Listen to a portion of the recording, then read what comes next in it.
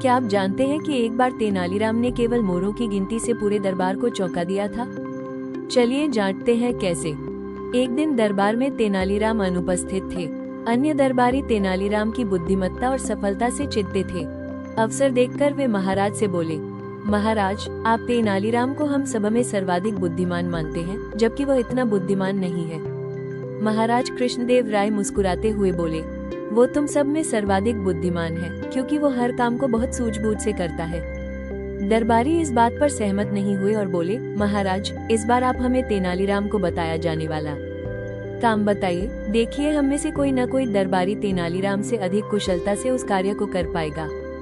ये सुनकर महाराज मुस्कुराते हुए बोले, ठीक है, ये काम अभी करते हैं। तुम सभी दरबारी देखकर आओ कि शाही बाग में कितने मोर हैं। यह आसान सा प्रश्न सुनकर दरबारी आश्चर्य से महाराज की ओर देखने लगे कि भला ये भी कोई सवाल है। सभी दरबारी एक एक करके गए और मोरों की गिनती कराई। सबके लौटने पर महाराज बोले, बाग में कुल कितने मोर हैं? सभी दरबारियों ने एक स्वर में कहा, 70 मोर हैं। इसके बाद महाराज ने कहा, उनमें से कितने मोर सफेद रंग के हैं, कितने विदेशी हैं, कितने पेड़ों पर थे, कितने मोर नाच रहे थे और कितने मोर दाना चुग रहे थे। इतने सारे प्रश्नों की बौछार सुनकर दरबारी बोले, पर आपने हमें ये सब करने को नहीं कहा था।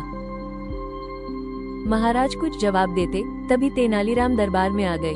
तेनालीराम को देखकर एक दरबारी बोला, महाराज, अब वही प्रश्न तेनालीराम को हल करने को कहिए। आखिर यह सबसे बुद्धिमान जो ठहरा। महाराज मुस्कुराते बोले, तेनालीराम जाओ, बाग में मोरों की गिनती करके आओ। तेनालीराम चले गए। वापस लौटने पर बोले, महाराज, कुल 70 मोर हैं, 22 मोर सफेद हैं, 11 विदेशी मोर हैं, 40 पेड़ों पर थे, 7 नाच रहे थे और 23 दाना चुग रहे थे। तेनालीराम के मुंह से महाराज के बोले बिना ही यह सब सुनकर दरबारी दंग रह गए। महाराज दरबारियों से बोले, अब तो तुम सब समझ गए कि तेनाली तुम में सर्वाधिक बुद्धिमान क्यों है।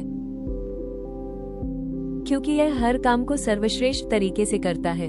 ये सुनकर तेनालीराम मंद मंद मुस्कुराने लगे और दरबारी हाथ मलते रह गए। अगर आप दरबार में होते तो क्या आप सही जवाब दे पाते?